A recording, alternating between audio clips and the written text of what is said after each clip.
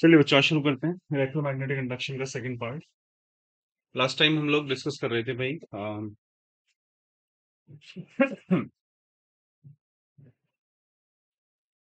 Faraday's law क्या था, है ना। हमने डिस्कस किया था कि किसी मैग्नेटिक फ्लक्स में जब वो किसी कॉइल से लिंक होता है, उसमें चेंज होता है, तो हम कहते हैं कि उसमें एक इंड्यूस ईएमएफ पैदा हो जाता है ना।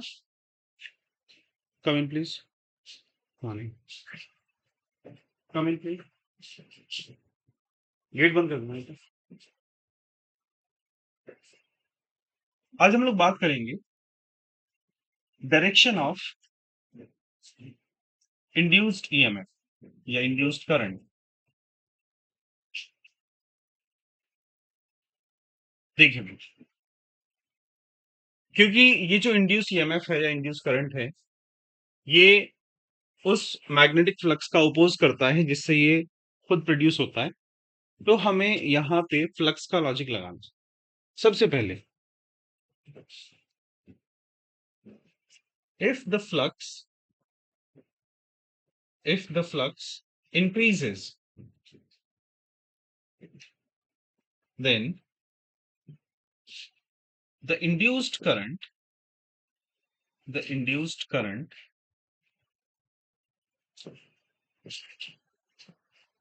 will produce or will be produced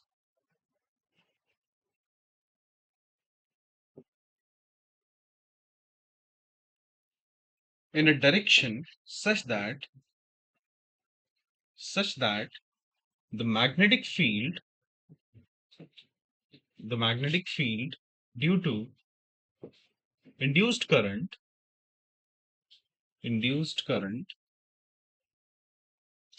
opposes the magnetic field which produces induced current। ठीक है, मतलब कहने का ये हुआ, अगर सपोज करो ये कोई मैग्नेटिक फील्ड है जो हमेशा अंदर की तरफ है, और यहां से एक लूप है, स्क्वायर लूप, जिसका इतना हिस्सा अभी मैग्नेटिक फील्ड में है, और ये आगे जा रहा है ना। ये यहाँ पे जा रहा है, सपोज कुछ टाइम बाद यहाँ पहुंच जाएगा। तो अब आप मुझे बताइए, जब ये कम एरिया से ज्यादा एरिया की तरफ आ रहा है, तो उस समय इसकी फील्ड कैसी होनी चाहिए? क्या अंदर की तरफ ही होनी चाहिए या बाहर की तरफ होनी चाहिए? बाहर की तरफ होनी चाहिए, क्योंकि वो क्या करना चाहिए, इसको अपोज करना चाहिए। तो यानी इसका जो करंट है वो ऐसा होना चाहिए कि वो फील्ड बाहर की तरफ बनाए। तो बाहर की तरफ फील्ड बनने के लिए इसमें करंट की डायरेक्शन क्लॉकवाइज होगी, एंटी क्लॉकवाइज? Anti clockwise. तो यहाँ पे करंट एंटी क्लॉकवाइज चलेगा, क्योंकि एंटी क्लॉकवाइज करंट की जो फील्ड होगी वो बाहर की तरफ होगी। अच्छा, दूसरा केस, इसी को हम लिख सकते हैं। अगर फ्लक्स डिक्रीज करता है तो इंड्यूस करंट की डायरेक्शन ऐसी होगी कि वो मैग्नेटिक फील्ड की जो डायरेक्शन थी उसका अपोज करे। अब अगर डिक्रीज कर रही होगी तो इसका मतलब क्या हुआ, उसको इंक्रीज कराना चाहिए। इंड्यूस करंट तो वो किस डायरेक्शन में होगा? क्लॉकवाइज डायरेक्शन में। ठीक है, तो इसको मैं लिख देता हूँ। If the flux decreases, then the magnetic field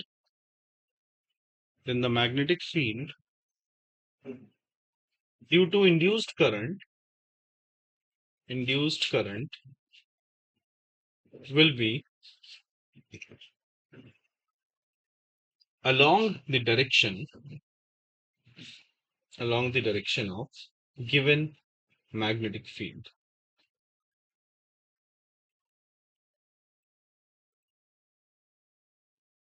Okay।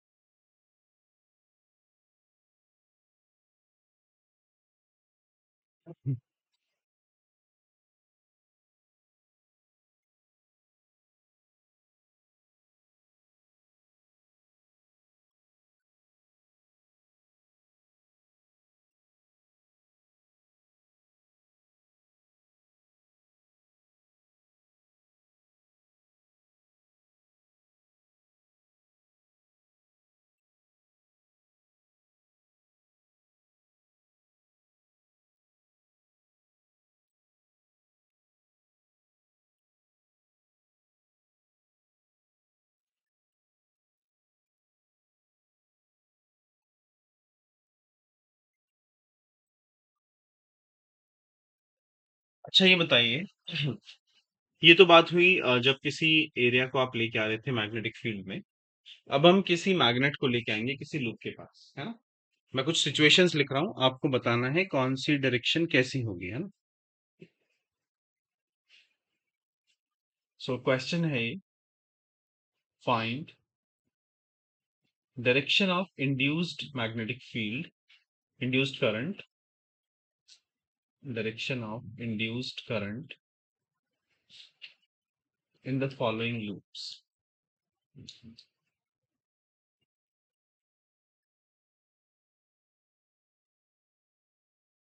देखिए पहला सिचुएशन ये है, एक मैग्नेट है जिसके दो पोल्स हमने बनाए और यहाँ पे एक लूप है और ये इस तरफ ले जाया जा रहा है विद सम वेलोसिटी v। दूसरे केस में ये n पोल, ये s पोल और ये लूप है, ये इस बार पीछे ले जाया जा रहा है, मतलब कि आप मैग्नेट को पीछे लेके जा रहे हैं विद सम वेलोसिटी v। तीसरा केस, ये n पोल, ये s पोल, इस बार आप लूप को लेके जा रहे हैं विद सम वेलोसिटी v, ये रेस्ट पे है, ठीक है?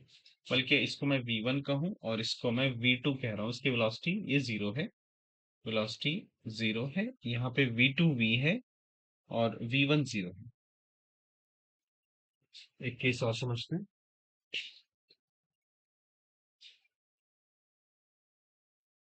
इस बार हम इसको लेके जा रहे हैं इस तरफ, v2 इक्वल्स टू v और v1 इक्वल्स टू जीरो।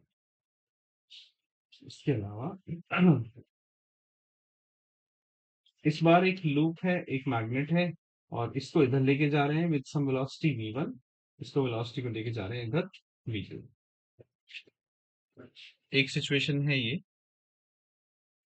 कि इसको इधर लाया जा रहा है v1 से और इसको इधर लाया जा रहा है v2 से।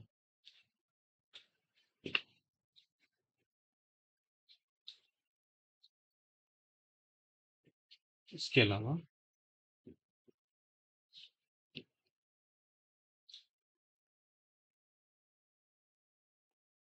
n पोल, ये s पोल, इस बार इसको लेके जा रहे हैं इधर v1 इक्वल्स टू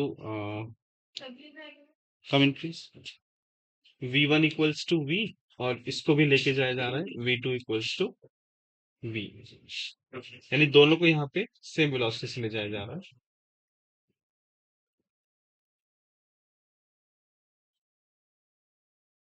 अच्छा,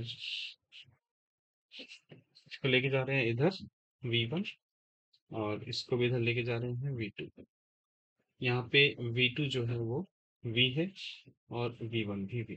चलिए, अब पहले तो आप ये सोचिए कि जब आप किसी मैग्नेट को मूव कराते हैं किसी लूप की तरफ, तो लूप में ऐसा करंट इंड्यूस होगा कि वो उस पोल का अपोज करे जो उसकी तरफ आ रहा है। ठीक है, पहले तो ये बताइए, जब एस पोल इसकी तरफ जा रहा है तो इस लूप पे ये फर्क पड़ेगा कि वो ऐसा पोल बनाना चाहेगा जिससे इसका ओपोजिशन हो, और एस का ओपोज तो ऐसे ही कर सकता है। तो यहाँ पे क्या पोल बनेगा, एस, यानी क्लॉकवाइज करंट। ओके, यहाँ पे एस दूर जा रहा है तो एन बनना चाहिए इसको वापस बुलाने के लिए, तो यहाँ पे बनेगा एन पोल। ओके, यहाँ पे इस बार ये आप लूप को इधर लेके जा रहे हैं, तो यहाँ पे एस बनेगा। ओके, यहाँ पे क्या होगा, एंटी क्लॉकवाइज बनेगा, क्योंकि ये इसको पास बुलाना चाहेगा।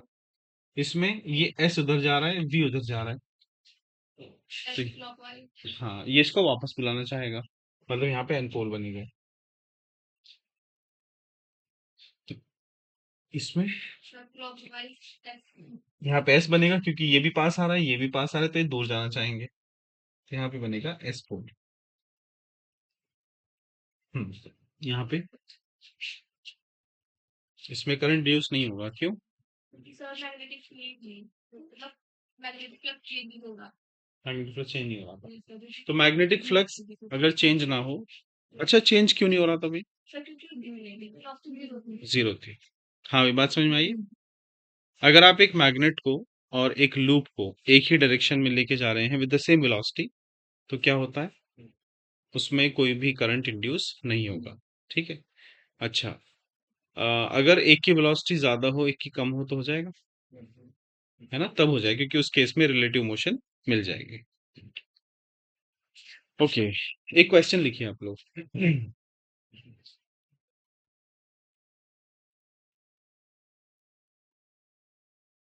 A square loop, a square loop,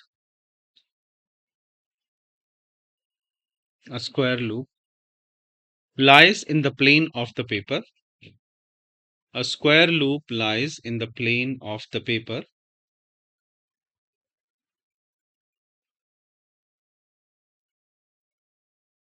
A square loop lies in the plane of the paper.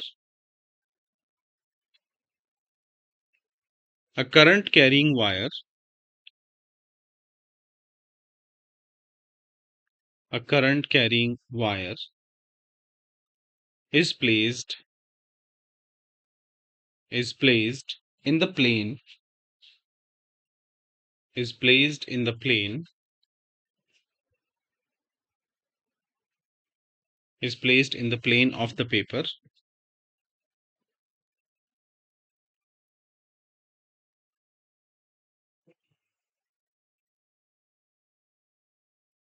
If current I, if current I is passing through the wire, if current I is passing through the wire,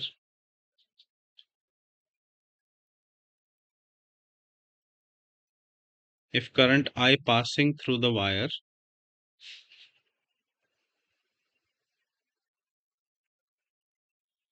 along along A to B, along A to B, where A is the lowest point and B is the highest point.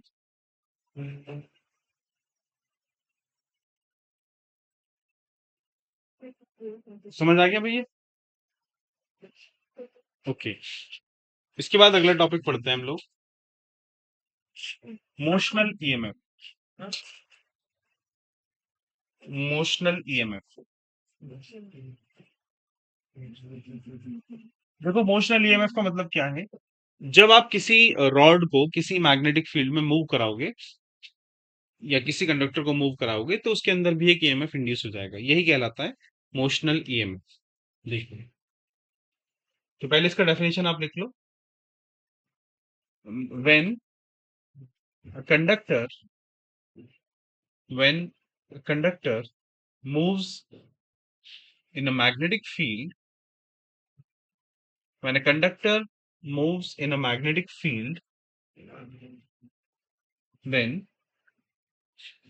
an EMF is induced, then an EMF is induced,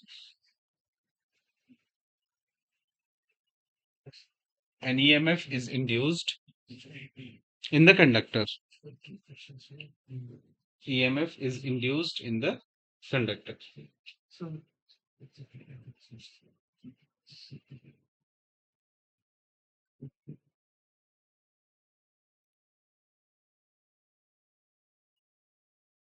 देखिए इसकी वजह क्या हो सकती है? इसके अंदर electrons हैं।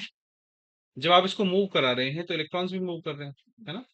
और जब इलेक्ट्रॉन मूव करता है, चार्ज मूव करता है, तो वो किसी मैग्नेटिक फील्ड में एक इंड्यूस करंट पैदा करेगा। तो उसकी ईएमएफ की वैल्यू आती है EMF equals to B V N. ठीक है? अगर ये वी कुछ एंगल बनाता है मैग्नेटिक फील्ड से, if theta is the angle between vector B and vector V, then उस केस में क्या होगा आपका जो ईएमएफ आएगा, ये आता है B V L sine theta. ठीक है? और अगर आप इसको छोटे सेक्शन की वजह से देखना चाहते हो,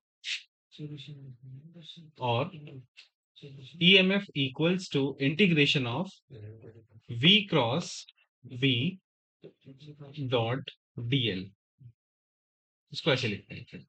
इसको बोलते हैं scalar triple product, V cross V dot DL. अच्छा, इसमें एक चीज और देखिएगा, यहाँ पे जो टर्म है ना लेंथ वाला, ये हमेशा स्मॉलेस्ट डिस्टेंस है इसके एंड्स के बीच में। मान लीजिए एक हमने इस तरह की शेप बनाई है ऐसे, तो ये सर्कल है जिसका रेडियस है सपोज आर, और इसको हम इस तरफ मूव करा रहे हैं with some velocity V, magnetic field भी है। तो इसमें जो करंट आएगा, इंड्यूस होगा, वो क्या होगा देखिए। सबसे पहले जो ईएमएफ आएगी वो क्या होगी भाई, बीवीएल। सो बी वी एल, एल क्या है, ये दूरी कितनी है, ये 2r, bv इंटू 2r, तो ट्वाइस ऑफ bvr। ये तो ईएमएफ आ गया। अब इसमें इंड्यूस करंट की डायरेक्शन क्या होगी वो भी सोचना है आपको। इसके लिए आपको भाई इस्तेमाल करना है फ्लेमिंग का right hand rule. Right hand rule के अकॉर्डिंग समझिएगा ध्यान से। आपका जो अंगूठा है, ठीक है, वो है मोशन की डायरेक्शन। जो इंडेक्स फिंगर है वो आ जाएगी मैग्नेटिक फील्ड की डायरेक्शन में, और जो थर्ड फिंगर है वो करंट की डायरेक्शन देगी। तो जिधर मोशन हो रही है उधर अंगूठा रखिए, जिधर मैग्नेटिक फील्ड है उधर इंडेक्स फिंगर रखिए। तो तीसरी उंगली आपको करंट की डायरेक्शन बताएगी। अब यहाँ पे सोचते हैं, देखो पहले फील्ड अंदर की तरफ है, अंदर की तरफ हो गई, और ये जा उधर रहा है, तो करंट कहाँ आएगा इसमें, इस तरफ आएगा, है ना? तो ये इंड्यूस करंट की डायरेक्शन। ठीक है? अच्छा, अगर आप इसको बनाना चाहें, मतलब इसका इक्विवेलेंट सर्किट बनाना चाहें, तो वो कुछ ऐसा बन सकता है ना? अच्छा सोचिए, पॉजिटिव से जा रहा है करंट, है ना? तो हम जानते हैं करंट पॉजिटिव से नेगेटिव जाता है। तो करंट अगर ऐसे जा रहा है तो ये ऐसे बनना चाहिए, है ना? ऐसे वाला। चलिए नोट कर लीजिए इसको।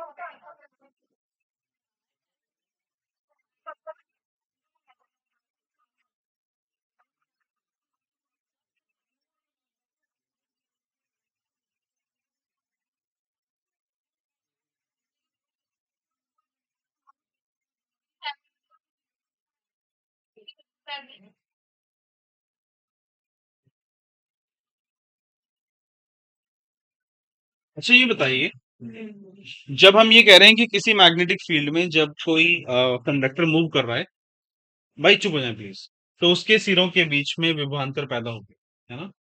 तो क्या ऐसा हवाई जहाज के साथ भी हो सकता है? हवाई जहाज जो मूव कर रहा है वो भी तो पृथ्वी की मैग्नेटिक फील्ड को काटता हुआ चल रहा है। हाँ भाई। अब्दुल खालिद, हमजा खालिद। जी जी। ऐसा हो सकता है क्या? आप लोग बताओ भाई कोई। अब ये कोई रॉड है, ठीक है, ये मूव कर रही है, ऐसे ऐसे मूव करती जा रही है, ठीक है, और बीच में मैग्नेटिक फील्ड लाइन से उसको काटती भी जा रही है ये। तो इसके सिरों के बीच में विभवांतर पैदा हो जाएगा। होना चाहिए या नहीं होना चाहिए? होना चाहिए। तो करंट लगना चाहिए हमें।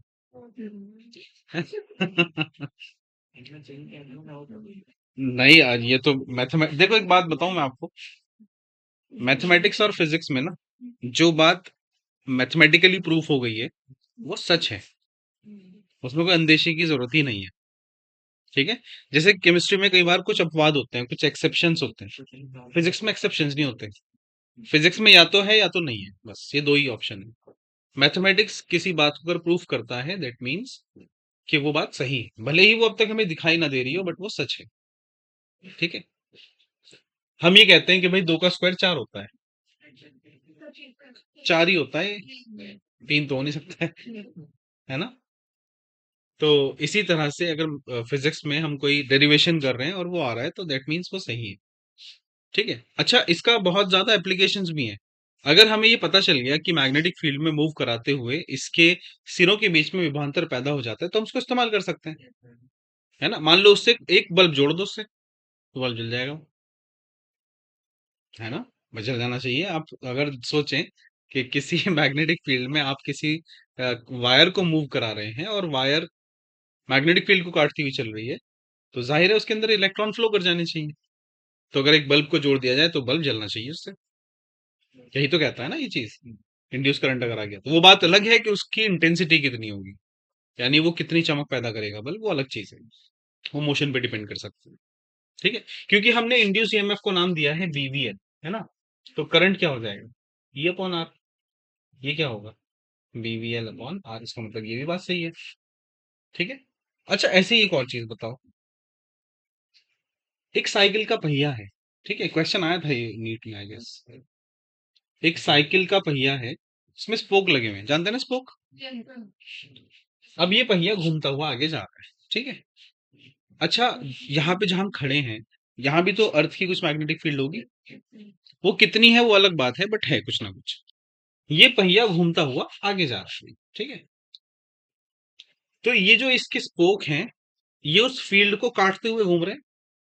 सोच के देखो, मान लो मैग्नेटिक फील्ड इसके अंदर की तरफ है ऐसे, ठीक है, ऐसे है मैग्नेटिक फील्ड, और ये काटता हुआ चल रहा है हमको।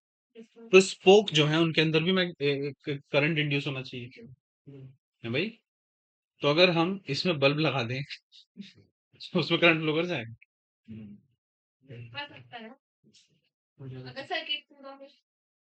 सर्किट तो मैं यहाँ से और यहाँ से एक वायर जोड़ दे रहा हूँ, उसमें बल्ब लगा दे रहा हूँ।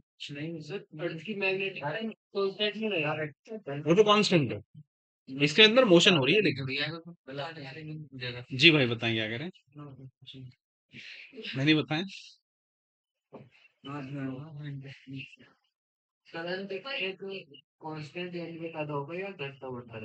ये आप बताएंगे, ये मैं नहीं बताऊंगा।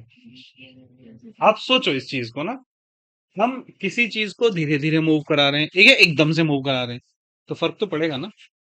यानी करंट की वैल्यू चेंज होगी समय के साथ। आप अगर 10 किलोमीटर पर आवर की स्पीड पे हैं तो कुछ और करंट है, 50 पे हो गए तो कुछ और करंट है ना। तो बेसिकली होता ये है कि वो जो मैग्नीट्यूड है ना करंट का, वो बहुत कम होता है।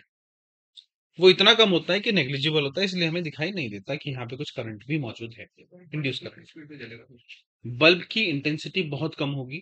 इनफैक्ट बहुत छोटा बल्ब लिया तो क्यों ना वो हल्का सा जल जाए, और नहीं तो अगर आपको ज्यादा जलाना है तो आपको स्पीड बहुत बढ़ानी पड़ेगी। एरोप्लेन काफी तेज स्पीड पे हाँ, उसमें होता है। तो अगर चल रहा है उसमें, तो आपने कहा था कि हमें करंट लगेगा नहीं, करंट मत बताइए, मैं बता रहा हूँ। इसका लॉजिक ये है कि जब हवाई जहाज चलता हुआ जा रहा है, उसके जो पंख हैं, है ना, उसके बीच में विभवांतर पैदा हुआ, और जो एरोस्पेसेस होते हैं उनके अंदर फायदा ये होता है कि वो इस इंड्यूस करंट को इस्तेमाल कर लेते हैं लाइटिंग के लिए। तो वहां पे उस चीज की कमी नहीं है फिर, है ना। मतलब अगर वो चल रहे हैं तो उनके पास पहले से इलेक्ट्रिसिटी या एनर्जी मौजूद है। तो इतना तो हम सर करंट को पैदा भी कर सकते हैं, पैदा नहीं कर रहे हैं आप करंट को। सॉरी, इसमें चेंज भी कर सकते हैं उस एनर्जी हाँ, बिल्कुल बिल्कुल जनरेटर में होता है। बिल्कुल बिल्कुल कर सकते हैं। किसी इलेक्ट्रिक उसको तेज से घुमा दो और उस करंट को भी उसके हाँ, जैसे जब जनरेटर स्टार्ट होता है, आपने उसको घुमाया धीरे धीरे, तो पहले लाइट हल्की सी होगी, फिर वो तेज घूमेगा, लाइट तेज होती जाएगी, फिर जब पूरी फुल स्पीड पे चलेगा तो फिर लाइट बहुत तेज आएगी। ऐसा कई केसेस में किया जाता है कि करंट यूज को वो न्यूज फॉर्म हाँ कर सकते हैं, करते भी हैं। मतलब अगर वो लेके आए वो विंड वाले पाइप, विंड मिल्स। हाँ, पवन चक्की। देखो मैं आपको एक फिजिक्स का एक बड़ा बेसिक सा कॉन्सेप्ट है, उसे कहते हैं कंजर्वेशन ऑफ एनर्जी। ठीक है, मिसाल के तौर पे हम दो तीन तरह की एनर्जी पढ़ते हैं। एक तो है मैकेनिकल एनर्जी, भाई ध्यान दीजिएगा प्लीज। एक है इलेक्ट्रिकल एनर्जी, है ना। इन दोनों की बात करते हैं फिलहाल। एनर्जी और भी हो सकती है, न्यूक्लियर एनर्जी भी हो सकती है। मैकेनिकल एनर्जी और इलेक्ट्रिकल एनर्जी। मैकेनिकल एनर्जी वो है जो हम किसी एक्सटर्नल फोर्स के थ्रू करते हैं। जैसे मान लो जो बच्चे जिम करते हैं फॉर एग्जांपल, वो डंबल उठा रहे हैं, ठीक है। वो जो डंबल उठा रहे हैं तो कुछ मैकेनिकल वर्क कर रहे हैं वो, ऐसे। अच्छा ये बताओ उससे फायदा क्या हो रहा है? मसल्स उससे गेन हो रहे हैं, ठीक है। अब हमने डंबल उठाया ऐसे, ठीक है। तो हमने कुछ वर्क किया ग्रेविटी के अगेंस्ट। आप उसे लेके खड़े हैं बहुत देर तक मान लीजिए, तो आपने फिर भी वर्क कर रहे हैं कुछ आप। भले ही वर्क मैथमेटिकली नहीं हो रहा है, बट स्टिल आप कहीं ना कहीं मस्कुलर फोर्स तो लगा ही रहे हैं। वो जो वर्क हुआ है अगर आप उससे किसी बॉडी को अटैच कर दें, उससे एक मोटर को अटैच कर दो। मान लो डंबल आदमी ऐसे से उठा रहा है, उसे एक मोटर को अटैच कर दो। पहले आदमी ने ऐसे उठाया, मोटर घूमी, उसमें मान लीजिए को लगा दीजिए। पुली लगा सकते हैं उसके अंदर, जैसे उसमें होता है ना वो कौन सा होता है, ट्राइसेप्स का जो सेट होता है ना। ऐसे उसमें वो रस्सी लगी हुई है। तो अब क्या किया आपने कि मोटर जोड़ दिया उससे। तो एक बार मोटर ऐसे घूमी, फिर आपने छोड़ा, मोटर उल्टी घूमी। तो उसके अंदर क्या हुआ, एक एनर्जी स्टोर हो गई। उस एनर्जी को आप इलेक्ट्रिकल एनर्जी में स्टोर कर लो। अब इतने सारे लड़के हैं, मान लीजिए 100 लड़के जिम कर रहे हैं, और उन सारी एनर्जीज को आप क्या कर लें, स्टोर कर लें इलेक्ट्रिकल में, तो पता चला वो तो इन्वर्टर ही चार्ज हो जाएगा पूरा। लेकिन ऐसा कोई दिमाग लगाया नहीं किसी ने आज तक। अच्छा बात रही पवन चक्की की। अब क्या है, कहीं पर हवा चल रही है बहुत तेज, ठीक है। बहुत तेज हवा चल रही है मान लीजिए, वैसे तो तीन होते हैं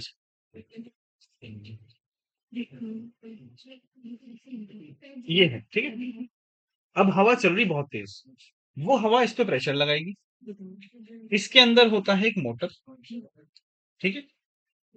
और वो मोटर अटैच होता है किसी इलेक्ट्रिसिटी अप्लायंस से, जो एनर्जी को स्टोर कर सके। अब ये घूमा हवा की वजह से। भाई हवा तो वैसे भी चल रही थी, आप इसको ना लगाएं तो भी हवा चल रही है, तो क्यों ना हम हवा को इस्तेमाल कर लें। तो हमने विंड एनर्जी को इस्तेमाल किया। वो इस्तेमाल जब हुई, मतलब ये घूमने लगे पंखे इसके, जब ये घूमे तो नीचे की जो पट्टी थी वो घूमने लगी। उससे फिर यहाँ पे ये जो अप्लायंस था, इलेक्ट्रिकल अप्लायंस, वो चार्ज होने लगा, आप एनर्जी को स्टोर करने लगे। अच्छा, इसी से एक और तरीका हम अप्लाई कर सकते हैं, कब, जब झरने से पानी गिर। हाँ, जो हाइड्रोलिक टरबाइन्स होते हैं, जहां बिजली जनरेट होती है, तो वहां भी क्या हो रहा है, ऊपर से बहुत ऊंचाई से पानी गिरा। वो जिस चीज पे गिरा, मान लीजिए उसमें ऐसे खांचे बने हुए हैं। पानी यहां से गिरा भाई इसके ऊपर, तो इसको घुमाया उसने।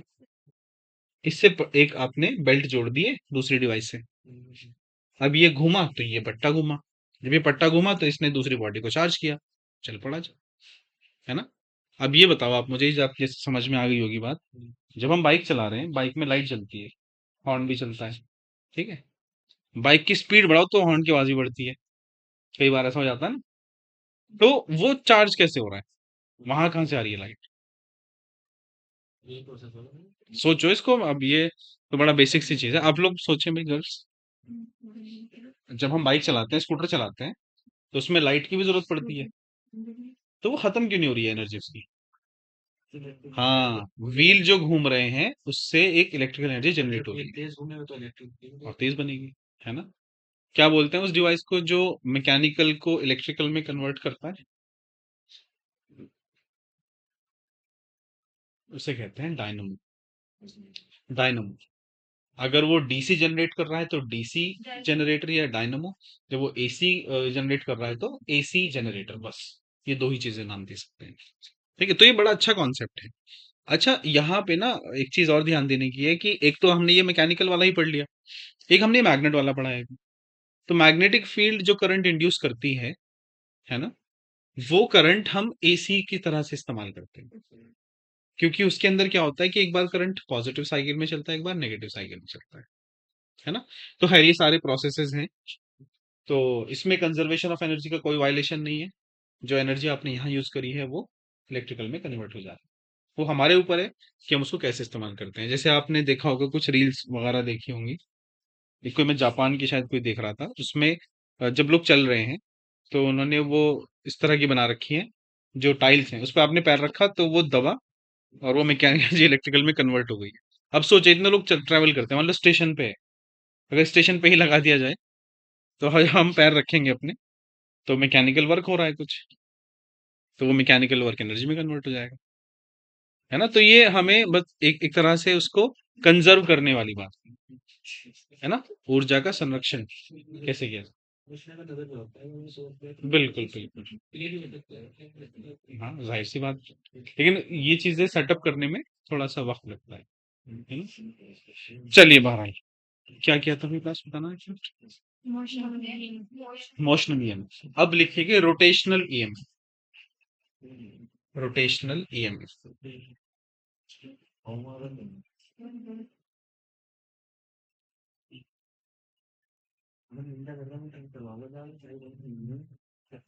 रोटेशनल ईएमएफ, एक रॉड को घुमाया जा रहा है सपोज, ये कोई रॉड है ओ ए, है ना, इसको आप ओमेगा वेलोसिटी से घुमा रहे हैं।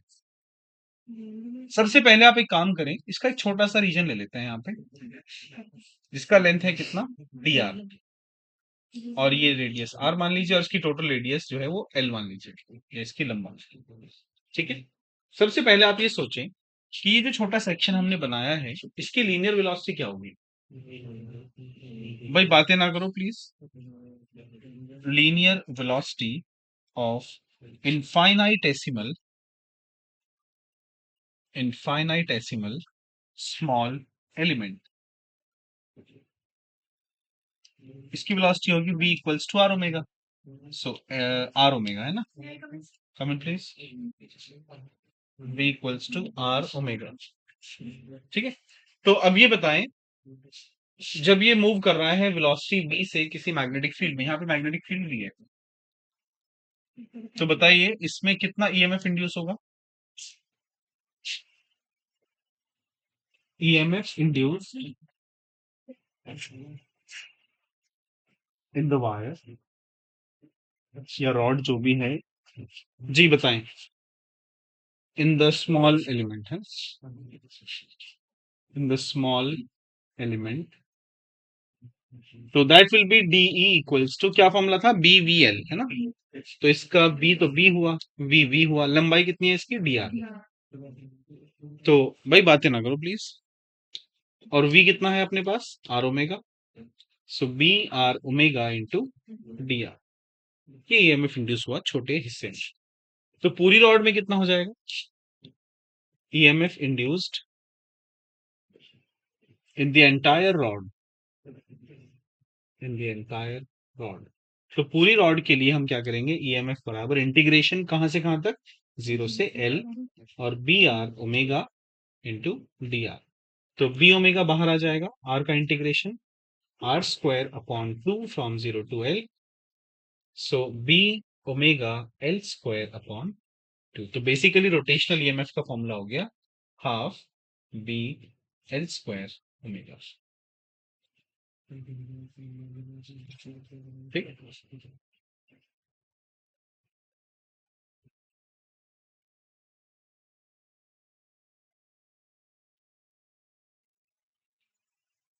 चलिए बच्चों क्वेश्चन करते हैं।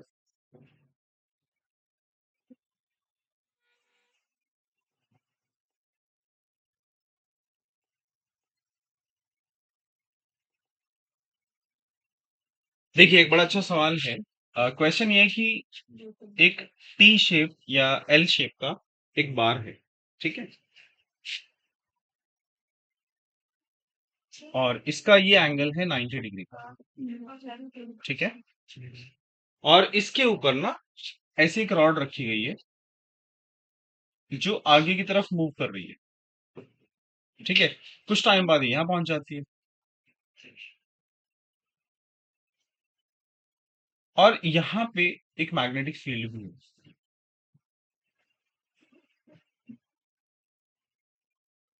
ठीक है। इसकी जो वेलोसिटी है आगे चलने की वो v है। आपको बताना है कि जैसे जैसे ये बार आगे जा रहा है, क्योंकि यहाँ मैग्नेटिक फील्ड भी है, तो बताइए क्या चीज बदल रही है? कैसे बदल रही है? एरिया की वजह से, क्योंकि इसमें एरिया बदल रहा है। तो अभी काम करते हैं। हमें चाहिए क्या? एक तो फ्लक्स चाहिए, और दूसरा मतलब फ्लक्स में कितना उसका टर्म आएगा टाइम के साथ। तो फाइंड नंबर एक, magnetic flux, magnetic flux. Second, EMF. और third, graph between, graph between EMF and time. अच्छा, ये जो मैग्नेटिक फ्लक्स चाहिए हमें, वो चाहिए किसी T equals to T not पर, और जो ईएमएफ चाहिए वो भी T equals to T not पर। सबसे पहले ये बताएं, ये जो शेप है वो एल शेप को इसने बोला है कि ये एक आइसोसेलेस ट्रायंगल की तरह है, यानी दोनों साइड्स इसकी बराबर है, जो 90 बना रही है।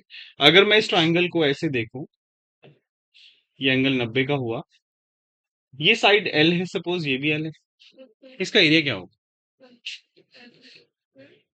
एरिया हो जाएगा half into base into height, तो it is L square upon 2, right. अब मसला ये है कि एल होगा क्या? हमें इसके बारे में सिर्फ ये इन्फॉर्मेशन है, जो रॉड है जो आगे चल रही है वो वी वेलोसिटी चल रही है। मान लीजिए जब यहाँ तक पहुंची है तो इसको टी समय लगा है पहुंचने में। आपके पास वेलोसिटी है, आपके पास टाइम है, आप डिस्टेंस निकाल सकते हैं। तो डिस्टेंस क्या हो जाएगा? Distance moved by the rod, the long rod, उसका डिस्टेंस आएगा, distance equal to speed into time, so it is v into T. ये जो मैंने डॉटेड लाइन बनाई है ना, ये vt है। अगर आप इस ट्राइंगल में देखो तो ये एंगल कितना हो जाएगा? 45। तो ये जो vt है, ये l का कौन सा हिस्सा है? कॉस वाला। तो ये हुआ l कॉस 45, राइट। तो vt is equal to l upon √2। यहां से l कितना आ जाएगा? √2 vt। अब ये टर्म मेरे पास आ गया l का।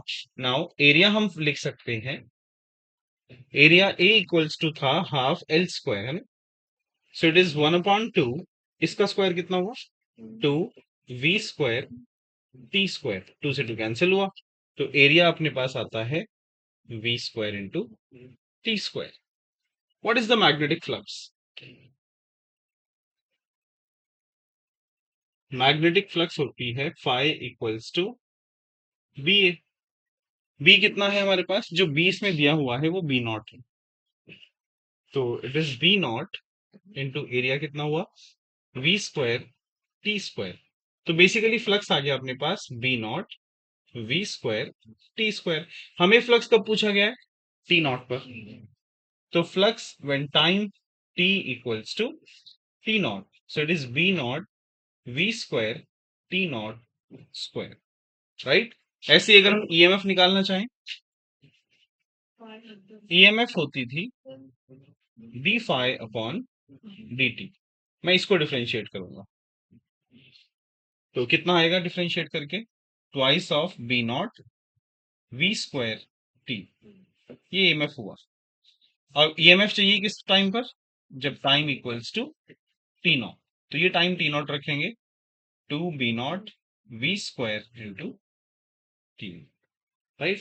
अब इसने पूछा है ग्राफ ई और टी का। ईएमएफ और ये जो टर्म है 2 b0 V square T not, ये तो कांस्टेंट हो गया।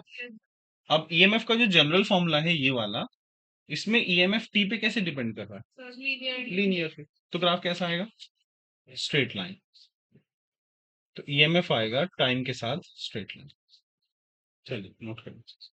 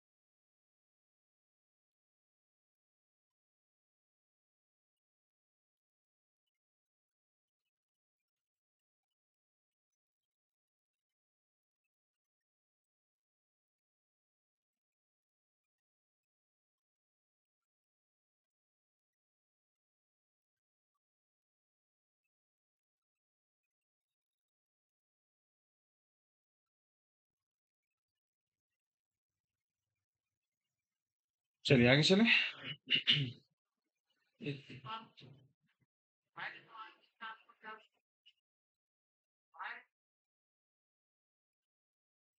देखिए तुम, अब बात करेंगे भाई हम लोग सेल्फ इंडक्शन की। सेल्फ इंडक्शन, देखो नाम से समझ में आ रहा होगा, इसको हिंदी में कहते हैं स्वप्रेरण। स्वप्रेरण यानी खुद से ही इंडक्शन हो जाना। पहले तो हम एक सिचुएशन इमेजिन करते हैं। एक सोलेनॉइड है या एक कॉइल है, हमने एक बैटरी से इसको कनेक्ट किया और यहाँ पे एक रियोस्टेट लगा दिया। अब क्या होगा, इसमें करंट जा रहा है और हम क्या करेंगे, इस सर्किट में करंट को चेंज करेंगे रियोस्टेट की मदद से, है ना। तो जब इसमें करंट चेंज होगा तो सोचिए, इसके अंदर एक मैग्नेटिक फील्ड भी रही होगी ना। तो जब आप करंट चेंज करोगे वो मैग्नेटिक फील्ड चेंज होगी, उसकी फ्लक्स भी चेंज होगी। जब फ्लक्स चेंज होगी तो क्या होगा, इंड्यूस करंट भी पैदा होगा। यानी एक ही कॉइल में करंट चेंज करने से जो एक इंडक्शन पैदा होता है, उसी को स्वप्रेरण या सेल्फ इंडक्शन कहते हैं, राइट। तो हम लिख सकते हैं इसको, when current in a coil, in a coil is changed, then the flux, then the magnetic flux, then the magnetic flux linked with the coil also changes, also changes. Consequently, consequently, an EMF is induced, an EMF is induced in the coil. This phenomenon, this phenomenon is called self-induction. Self-induction. अच्छा, हमने पढ़ा था कि ये जो induction वाला process होता है, ये ओपोज करता है ना। तो यानी कि जो करंट इसमें फ्लो करेगा वो कैसा होगा, ऑपोजिट डायरेक्शन में। The induced current, the induced current will oppose the change, oppose the change. अच्छा, अब देखिए, हमने कहा कि करंट को चेंज कराना है रियोस्टेट की मदद से, तो ईएमएफ इंड्यूस हो जाएगा। अब यहाँ पे मैथमेटिकली अगर इसको देखें तो हमने देखा है कि जो नंबर ऑफ फ्लक्स लिंकेजेस होते हैं इसके अंदर, नंबर ऑफ फ्लक्स लिंकेजेस, ये फ्लक्स लिंकेजेस का मतलब ये होगा कि कितने बंच हैं यहाँ पे मैग्नेटिक फील्ड लाइंस के, हिंदी में कहें तो ग्रंथिकाएं या गुच्छे। तो number of flux linkages is proportional to the current, जो करंट इसमें जा रहा है उसके प्रोपोर्शनल है।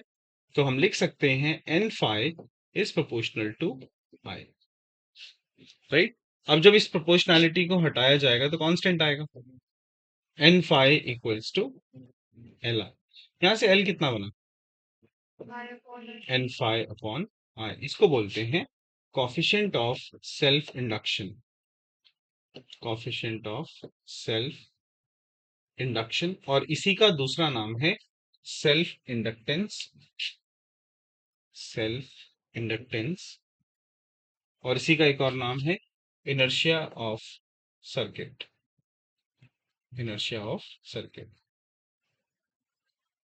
यानी इसका काम ऐसा ही है जैसा किसी मोशन में किसका होता है, मास का होता है या इनर्शिया का होता है। अच्छा ये बताएं, आई को चेंज करने से एल पे कोई फर्क पड़ेगा, नहीं पड़ेगा, क्योंकि वो कांस्टेंट है। इसका यूनिट क्या होता है बच्चों, हेनरी। इसका यूनिट होता है हेनरी, और दूसरा क्या हो जाएगा, वेबर पर एम्पियर। अच्छा, इसके डायमेंशन आप लोग निकाल लीजिएगा, ये आती है ml स्क्वायर t-2, ए माइनस टू। चलिए लिख कर लीजिए।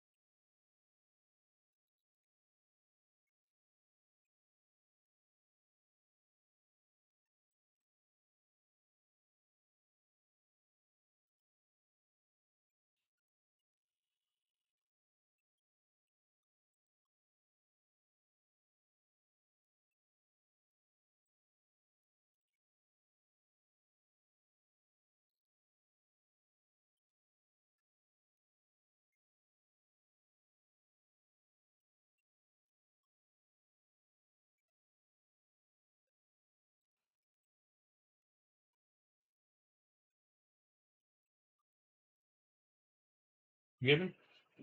अच्छा, अब बात करते हैं सेल्फ इंडक्टेंस और ईएमएफ में क्या रिलेशन है।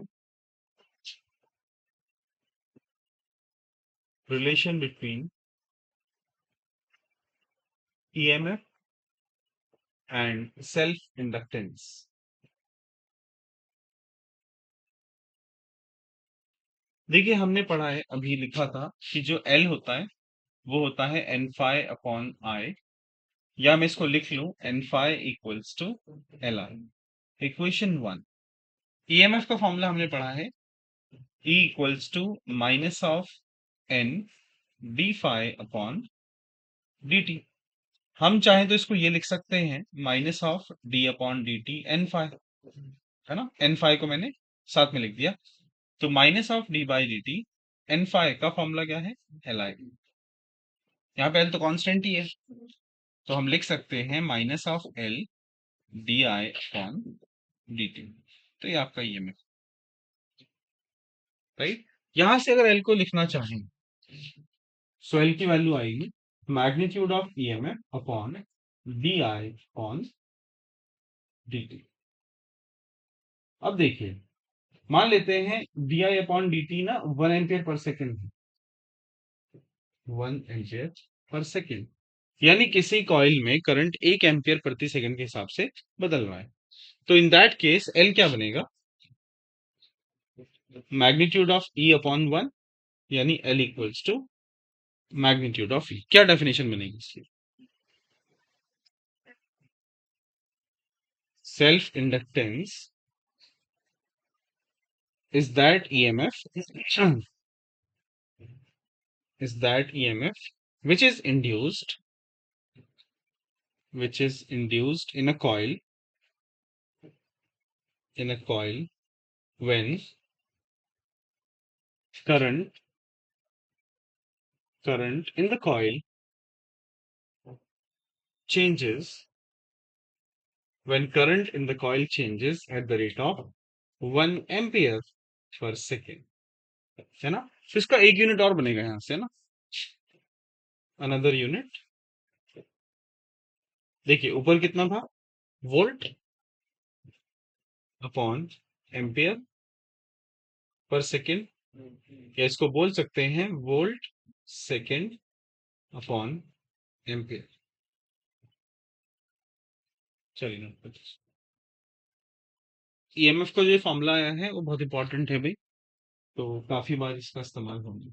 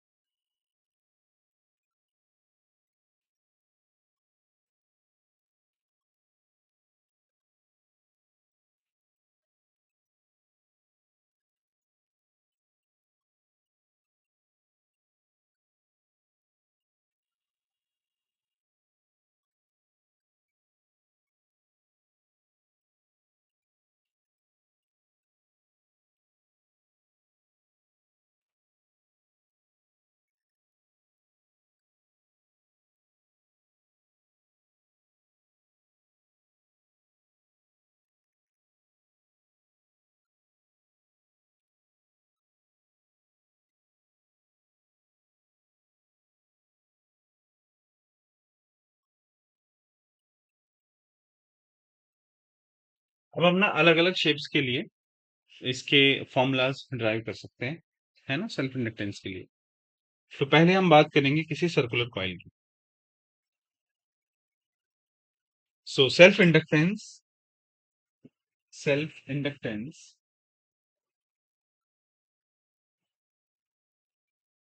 Of a circular coil.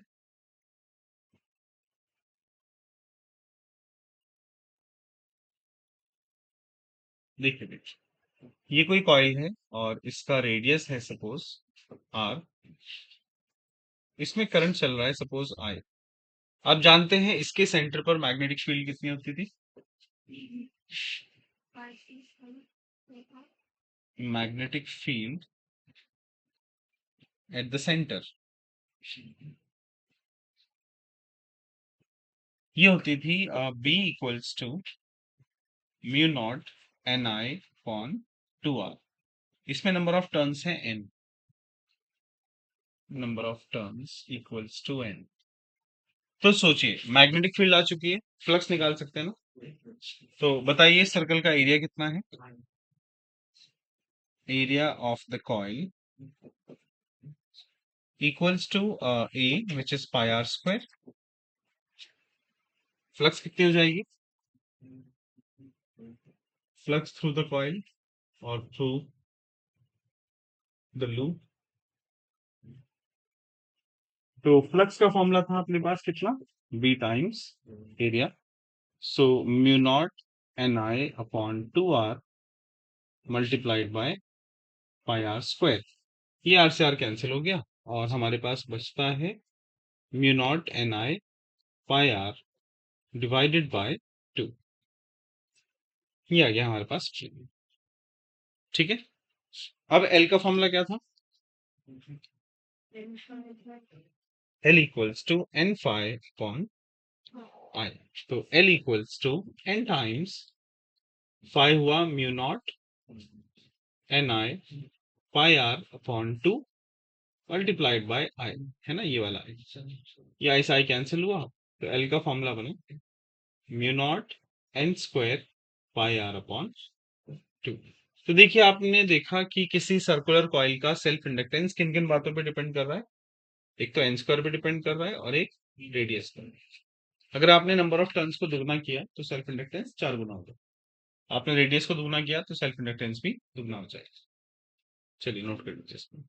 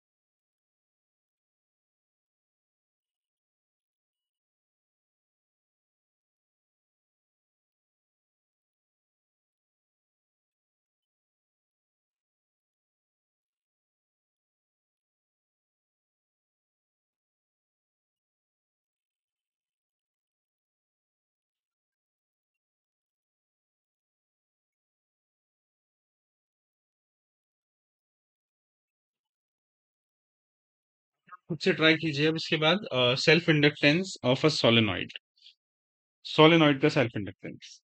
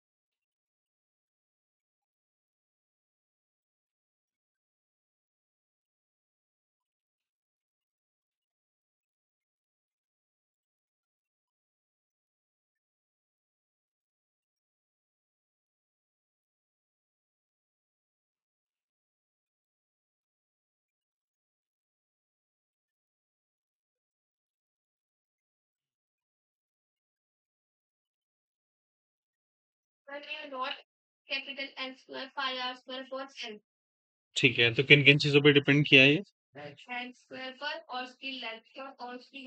Radius के स्क्वायर पे। इसको अगर आप number of turns per unit length में कन्वर्ट करें तो?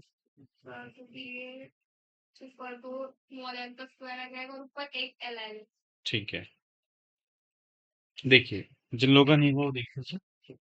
Self inductance of a solenoid.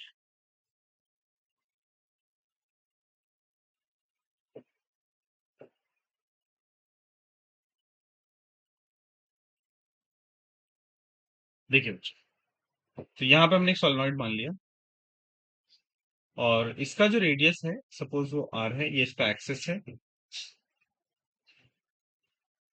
ना, और इसमें करंट सपोज आई जा रही है। तो मैं क्या करूंगा, सबसे पहले इसकी फील्ड निकालूंगा। What is the magnetic field of a solenoid? Magnetic field of a solenoid. अच्छा, इसकी लंबाई हमने एल मान ली है, और ये बहुत ज्यादा लंबाई है, कम नहीं है। अगर ये कम होगी तो मैग्नेटिक फील्ड का फॉर्मूला अल्फा और बीटा को कंटेन करता है, जो यहाँ पे नहीं है। तो इसकी मैग्नेटिक फील्ड का फॉर्मूला कितना हुआ? B equals to mu not N I upon L. अच्छा, हमने एक टर्म और डिफाइन किया था, small N, number of turns per unit length, it is N upon L. अब ये तो होगी मैग्नेटिक फील्ड। फ्लक्स कितना, एरिया कितना आएगा? Area of cross section, area of cross section of the solenoid, तो उसका जो एरिया है विच इज ए, ये है अपने पास कितना? पाई आर स्क्वायर। अब मैं क्या करूंगा, इसका फ्लक्स निकालूंगा, इससे गुजरने वाला। तो फ्लक्स कितना होगा भाई? Phi equals to B times area. So B times area is mu not N I upon L multiply by pi R square. अब बात करते हैं इसमें एल ईएमएफ की, या सॉरी एल की। तो एल कितना हो जाएगा? N phi upon I. So N phi कितना हुआ? Mu not N square I, है ना, pi R square upon L into I. ये आई से आई कैंसिल हो जाएगा। So mu not N square pi R square upon L. एक तो ये हुआ है ना, इन किन तीन चीजों पर डिपेंड कर रहा है ये? एक तो एन स्क्वायर के डायरेक्टली प्रोपोर्शनल है, एक आर स्क्वायर के प्रोपोर्शनल है, और एक इसकी लेंथ के इनवर्सली प्रोपोर्शनल है। अगर आप इसको नंबर ऑफ टर्न्स के टर्म्स में देखो, तो एल को हम लिख सकते हैं म्यू नॉट, एन की वैल्यू हो जाएगी एन टाइम्स एल का square into pi R square upon L.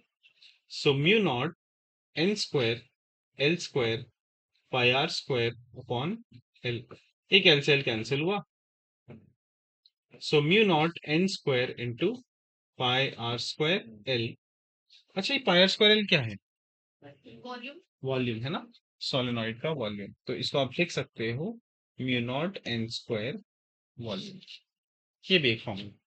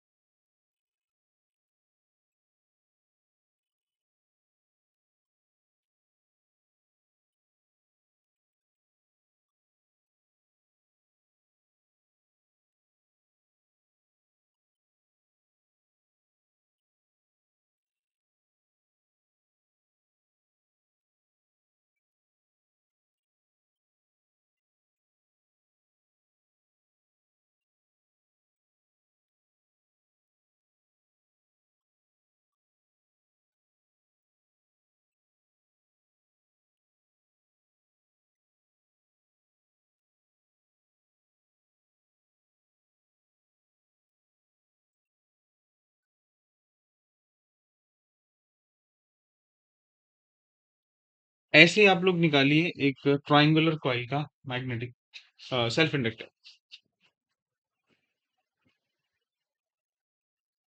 Self inductance of a triangular coil. इस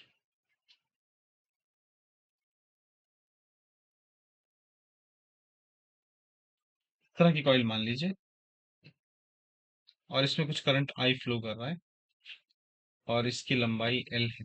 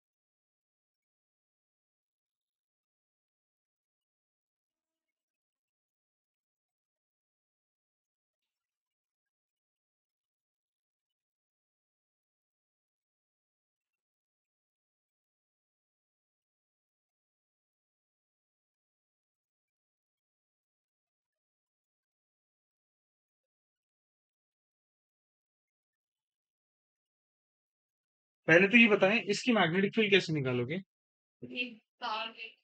हाँ, इसको हम एक वायर मान सकते हैं ना। और एक वायर जो फाइनाइटली लॉन्ग है, इसको अगर मैं यहाँ पे ज्वाइन करूँ, तो ये एंगल कितना होता है? 60। और ये भी 60 होता है। अच्छा, ये वाली लंबाई कितनी होती है? L/2√3। तो यानी कि इसके सेंटर पर जो मैग्नेटिक फील्ड आएगी, वो क्या आएगी? B इक्वल्स टू, देखो इसमें तीन तार हैं ये, है ना? तो 3 टाइम्स उसका फॉर्मूला होता था μ0/4 पाई I upon distance, which is L/2√3। हाँ, यानी sin 60 plus sin 60। So it is 3 μ0, और ये ऊपर चला जाएगा 2√3 I upon 4 pi L √3/2 plus √3/2। सो कितना हो जाएगा? इसकी कटिंग कर देते हैं। 3√3 μ0 I divided by 2 pi L multiplied bye √3/2, √3/2, 2√3/2, 2 से 2 कट जाएगा, इट इज √3। तो कितना हो जाएगा? 9 μ0 I अपॉन 2 पाई L। ये तो आया है अपने पास फील्ड। अभी हमें चाहिए ट्राइंगल का area. So what is the area of triangle ABC? √3/4 into side square, which is L²। अब आ जाइए flux. phi equals to BA. So it is 9 μ0 I upon 2 pi L multiplied by area कितना हुआ? √3/4 L²। ये L से L cut जाएगा। सो 9 √3 μ0 IL upon 8 पाई, ये आया हमारा फाइ। इसमें नंबर ऑफ टर्न्स तो दिए नहीं है हमें, तो एन की तो जरूरत ही नहीं है। अब बताइए इसका एल क्या आएगा? phi/I। So 9 √3 μ0 IL divided by 8 pi into I. A I Sai cancel हो जाएगा, तो अल्टीमेटली एल आता है 9 √3 μ0 L/8 पाई। ये आपका आंसर है।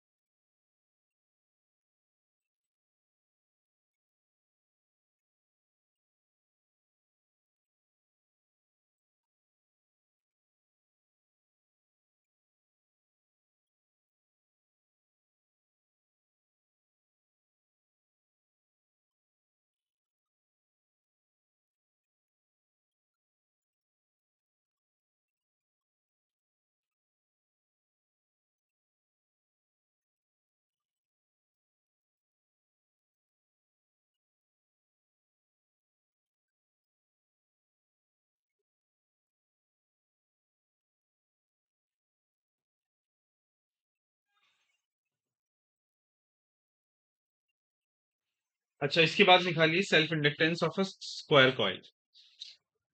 स्क्वायर शेप का अगर कोई कॉइल है तो उसका सेल्फ इंडक्टेंस क्या होगा?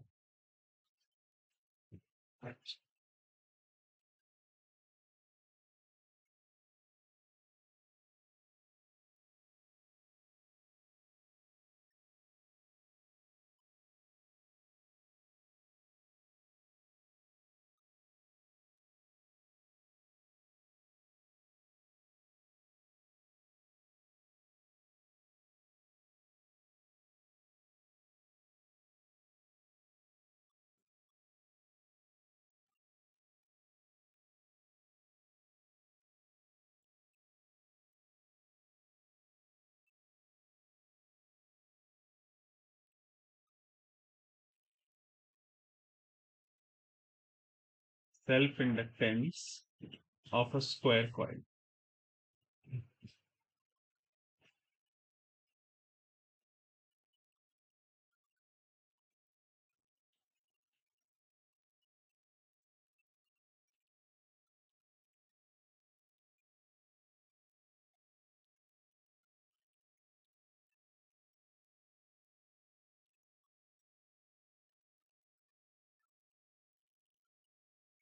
की लंबाई L है इस बार, है ना?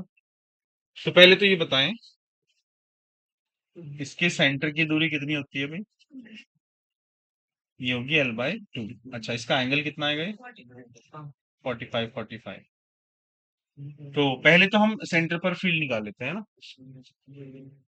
Magnetic field at O, so वो मैग्नेटिक फील्ड आती है B equals to mu naught upon, पहले तो ये चार टर्म्स है ना, तो 4 multiply by mu naught upon 4 pi I upon distance into sine 45 plus sine 45,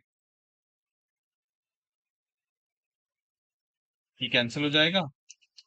so 2 mu naught I upon pi L into 1/√2 plus 1/√2। 1/√2, 1/√2 is 2/√2, that will be √2. So 2√2 mu naught I upon pi L, ये तो आया है magnetic field, है ना? अब बताइए इसका area क्या होगा? एरिया होगा इसका L²। अच्छा, फ्लक्स क्या आ जाएगी? Pi equals to VA, so 2√2 mu naught I upon pi L multiplied by L², ये L से L कैंसिल हो जाएगा। सो ये आता है 2√2 म्यू नॉट IL अपॉन पाई। अब आते हैं सेल्फ इंडक्टेंस पे, तो L का फॉर्मूला क्या था भाई? Pi upon I. So twice of √2 mu naught IL upon pi into I, ये कैंसिल हुआ। So it is 2√2 mu naught L upon pi. तो अब हमें लॉजिक ये समझ आ गया कि पहले मैग्नेटिक फील्ड चाहिए, फिर एरिया चाहिए, फिर फ्लक्स चाहिए, और फिर L पाई अपॉन आई से L आ जाएगा।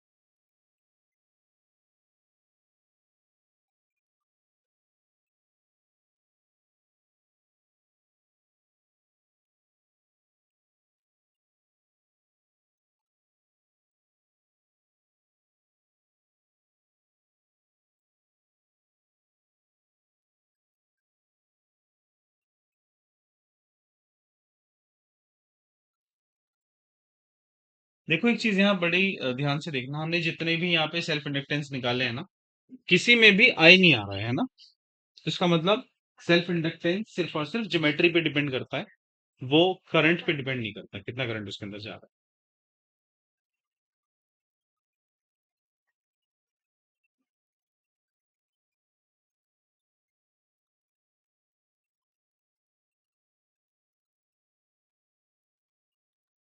अच्छा, इसके बाद बात करते हैं भाई, energy stored in an inductor.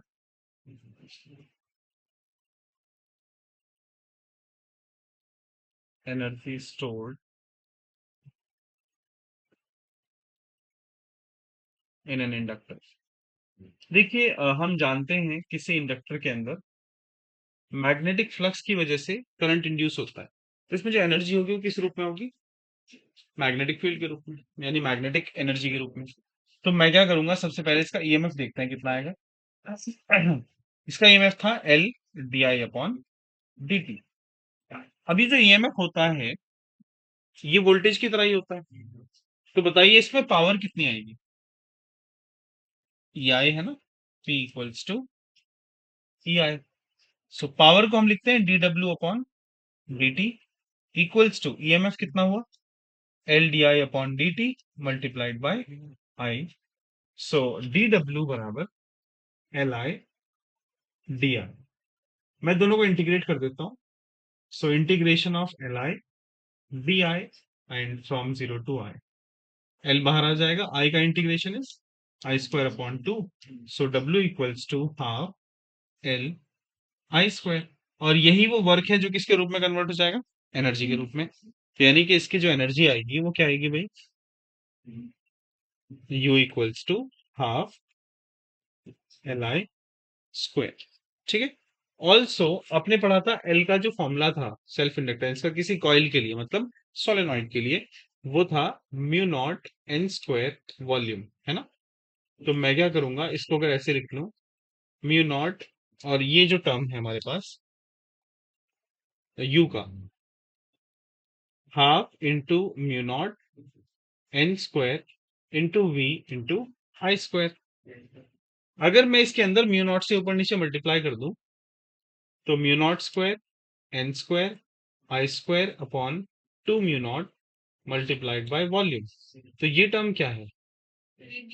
ये मैग्नेटिक फील्ड है ना। तो B square upon two mu naught multiplied by volume. ये भी एनर्जी का एक फॉर्मूला है। अगर हम यहां से एनर्जी डेंसिटी निकाल लें तो एनर्जी डेंसिटी होती है energy upon volume. So u b equals to u by v, और ये आ जाएगा b square upon two mu. तो potential energy stored in an inductor is given by this, right. देखिए हमने क्या किया, सबसे पहले एक सोलेनॉइड के अंदर जो ईएमएफ इंड्यूस हुआ था उसका फॉर्मूला लिखा, है ना, L D I upon D T. अब हम ये भी जानते हैं किसी सर्किट में जो पावर होती है वो क्या होती है? वी आई या ई आई कह सकते हैं। पावर का फॉर्मूला क्या होता है? D W upon D T, work upon time. और ये हुआ L D I upon D T into I. D T से डी टी कैंसिल आउट हो गया, तो डी डब्ल्यू बचा एल आई डी आई। अब हमने क्या किया, ये तो वर्क हुआ था छोटे करंट के लिए। पूरे सर्किट में अगर आप करंट देखना चाहते हैं तो उसके लिए डब्ल्यू क्या होगा? इंटीग्रेशन जीरो से I L I D I. L constant था, बाहर आ गया, आई का integration I square upon two, तो हाफ एल आई स्क्वायर। ये formula half M V square जैसा है ना। यहाँ पे एम की जगह कौन है? एल। और वी की जगह कौन है? आई। तो इसीलिए जो एल है ना, इसको इनर्शिया कहते हैं सर्किट में।